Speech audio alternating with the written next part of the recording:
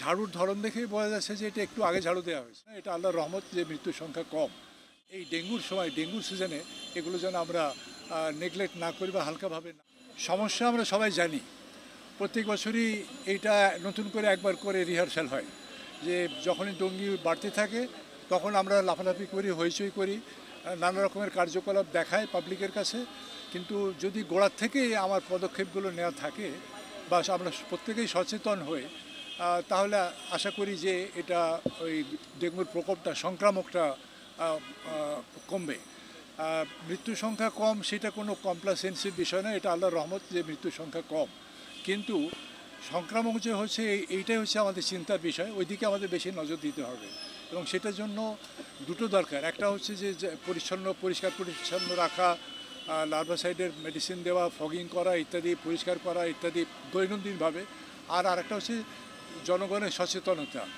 আমরা স্টাডি করে দেখছি যে 3 দিন 4 দিন পরে যখন পেশেন্ট ক্রিটিক্যাল হয়ে যায় তখন আর ঢাকার আশপাশ থেকে নিয়ে আসা হয়। এবং দেখবেন যে স্টাডি করলে স্বাস্থ্য মন্ত্রণালয় থেকে যে আপনার ডাটাটা পাবেন যে 6 জন যদি মারা যায় তাহলে একজন হয়তো ঢাকার, অথবা একজনও ঢাকা সিটির না, বাইরের থেকে বেশিরভাগই পেশেন্টগুলো ক্রিটিক্যাল অবস্থায় আসছে। তো এই জায়গায় পৌঁছবার আগ পর্যন্ত বাসার একটা দায়িত্ব যে প্রথম দিনে জ্বর হলেই যেন তাকে, বাচ্চাকে বা যেই হোক, তাকে ট্রিটমেন্টের আওতায় নিয়ে আসা হয়, ডেঙ্গু ট্রিটমেন্টের আওতায় নিয়ে আসা হয়। ওই ফ্লুয়েঞ্জা, হালকা একটু জ্বর, ঠান্ডা লেগেছে এইগুলো বলে যেন আমরা এই ডেঙ্গুর সময়, ডেঙ্গুর সিজনে এগুলো যেন আমরা নেগলেক্ট না করি বা হালকাভাবে না নিই। হালকা একটু জ্বর হলে আমরা যেন ডাক্তারের কাছে, ডেঙ্গু ডাক্তারের কাছে নিয়ে যাই।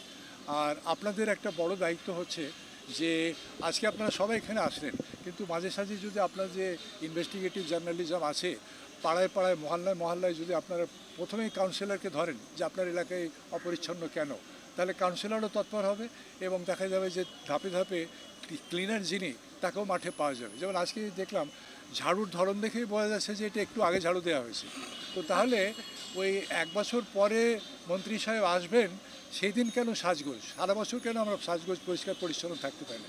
এই কালচারটা দূর করতে হবে, এই কালচারটা দূর করতে হবে।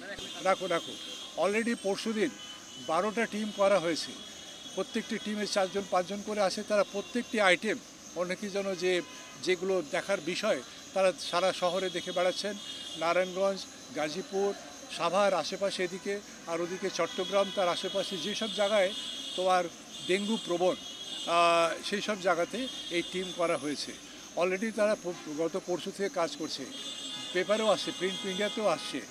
তুমি হয়তো ঠিকমতো ফলো করতে পারোনি। তো এনিওয়ে, বি আপডেটেড এবং হেল্প করো, জনগণের সচেতনতা তৈরি করো আর কি, যাতে জনগণ এই ব্যাপারে সচেতন হয়। এটা দ্বিপাক্ষিক, একজনের পক্ষে সম্ভব না, অফিসারদের পক্ষেও সম্ভব না যে পাড়ায় পাড়ায় ঘুরে ঘুরে করবেন। সেই জন্য আমাদের ইলেক্টেড রিপ্রেজেন্টেটিভ আছেন, কাউন্সিলর সাহেবরা আছেন, ওনাদেরকেও আমি আজকে বললাম যে আপনারা শুধু অফিসে যাবেন আর বাসায় থাকবেন তাহলে তো হবে না। আপনার দায়িত্ব তো হচ্ছে সিভিক অ্যামেনিটিস যেটাকে বলে, মানুষের যে সেই যে প্রয়োজনগুলো, সেগুলো আপনারা দেখবেন, পরিষ্কার রাখা, পরিবেশ ভালো রাখা ইত্যাদি ইত্যাদি।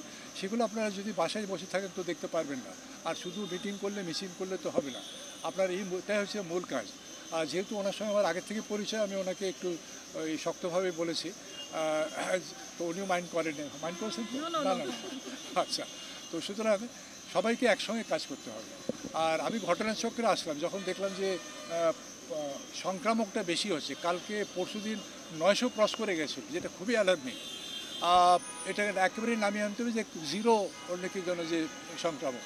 আমরা সব জায়গাতে বলে থাকি জিরো টলারেন্স, অমুক তমুক ইত্যাদি। তো এই জায়গাতে আমি আপনাদের সকলকে বলছি, আপনাদেরকেও বলছি যে আপনারাও সচেষ্ট থাকবেন, আমাদের চোখে আঙুল দিয়ে দেখিয়ে দেবেন, যাতে উপর থেকে নিচ পর্যন্ত খবরটা আমরা নিতে পারি। আমি তো এলাকা ঘুরবো না, কিন্তু আমি টেলিভিশনে দেখব যে কোথায় কী হচ্ছে। সুতরাং আপনাদের একটা বড় দায়িত্ব পাবলিককে সচেতন করা, আর যারা দায়িত্বে আছে তাদেরকেও সচেতন করা যে এখানে গ্যাপ হচ্ছে।